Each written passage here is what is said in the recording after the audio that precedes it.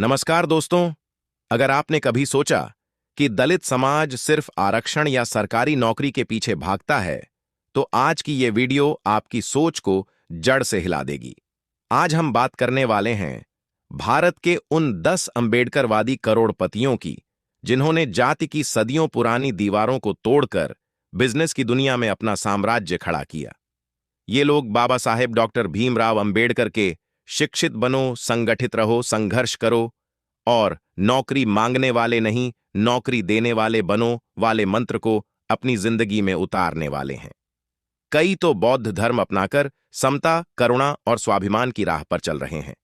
इनकी कहानियां सुनकर आप आखिरी पल तक वीडियो नहीं छोड़ पाएंगे, क्योंकि हर कहानी में दर्द है, मेहनत है, अपमान है और फिर जोरदार जीत है। शुरू करते हैं एक एक करके। तो दोस्तों, अगर आप चैनल पर नए हो तो चैनल को अभी के अभी सब्सक्राइब करो और वीडियो को भी लाइक कर दो और वीडियो अपने दोस्तों के साथ शेयर कर दो। तो चलिए वीडियो शुरू करते हैं। नंबर 1।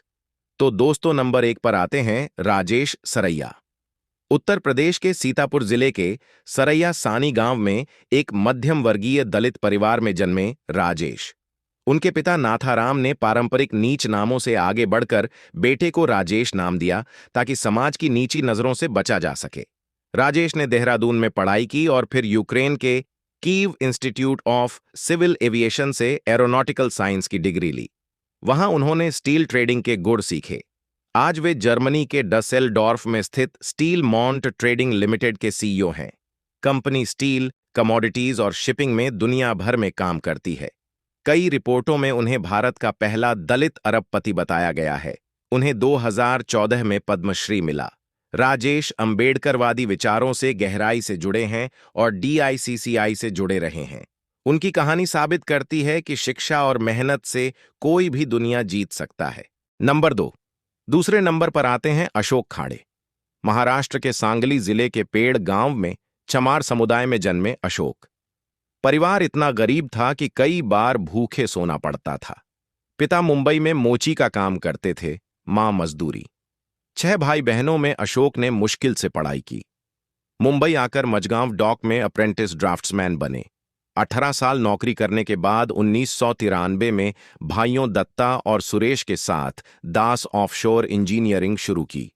कंपनी समुद्र में ऑयल और गैस प्लेटफॉर्म बनाती है। उन्होंने ONGC, L&T जैसे बड़े क्लाइंट्स के साथ काम किया। कभी टर्नओवर सैकड़ों करोड़ तक पहुंचा और हजारों लोगों को रोजगार दिया। उन्होंने गांव के मंदिर का जीर्णोद्धार भी करवाया, जहां कभी दलितों को प्रवेश तक नहीं था।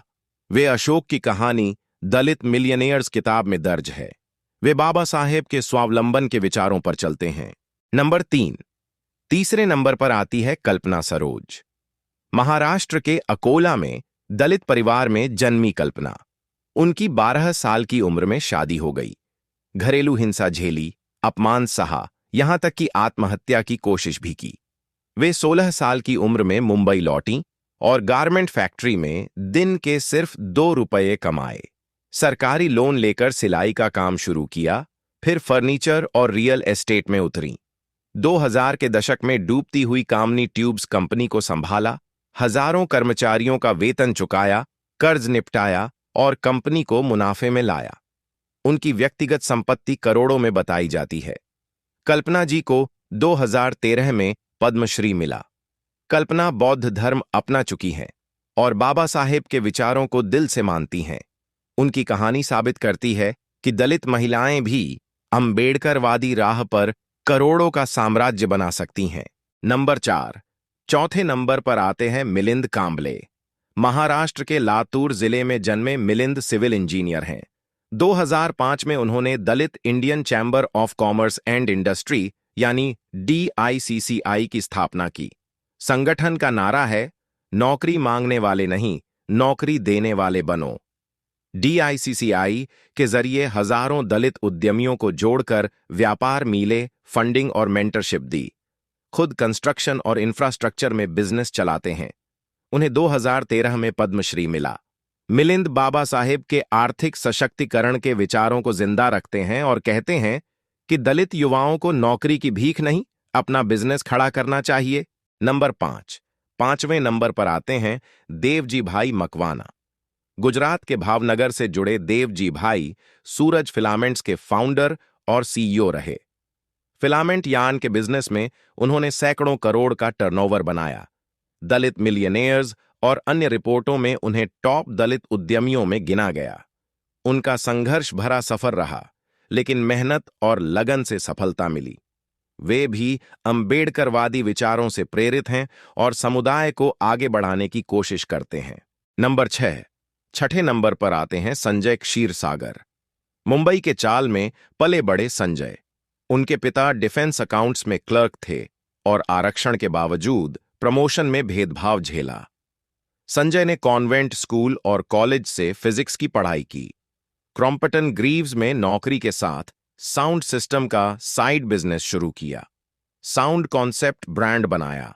उन्हें कुमार मंगलम बिड़ला जैसे बड़े क्लाइंट मिले। बाद में रियल एस्टेट में भी उतरे। वे DICCI के मुंबई चैप्टर हेड रहे। मेहनत और स्मार्ट आइडियाज से करोड़ों का बिजनेस खड़ा किया। अंबेडकर के मेरिट और स्वावलंबन के विचार उनके काम में साफ दिखते हैं।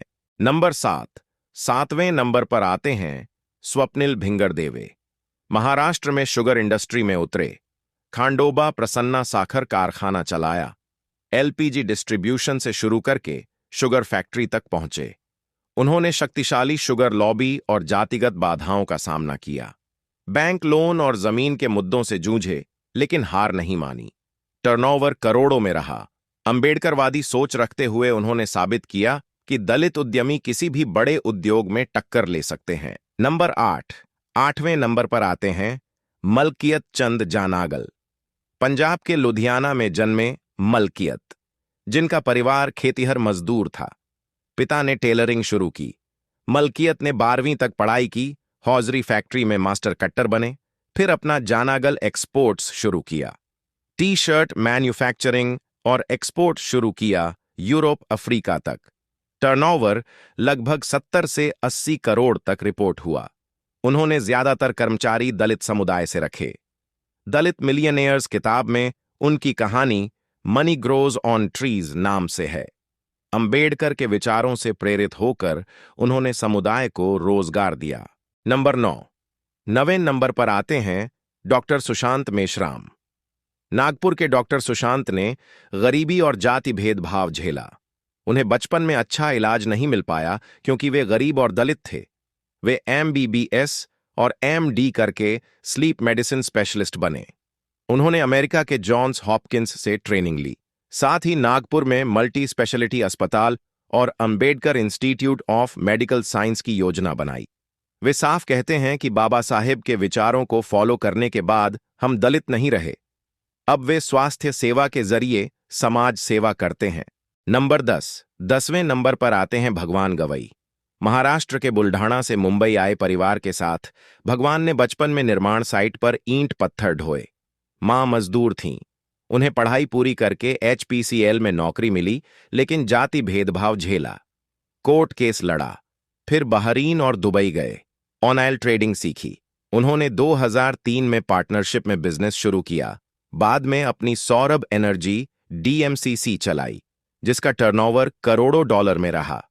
वे मैत्रेय डेवलपर्स के जरिए अन्य दलित उद्यमियों को मदद करते हैं। उनकी कहानी रैग्स टू रिचेस है।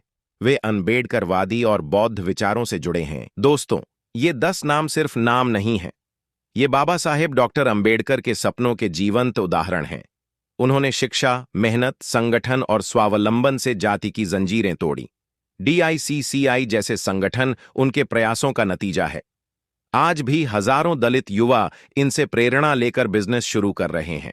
तो दोस्तों, आपके इस विषय पर क्या विचार है, हमें कमेंट करके बताइए। और अगर वीडियो पसंद आया हो तो वीडियो को लाइक करके चैनल को सब्सक्राइब जरूर करें और बेल आइकॉन प्रेस करें। मिलते हैं किसी और वीडियो में। जय भीम, जय भारत, धन्यवाद।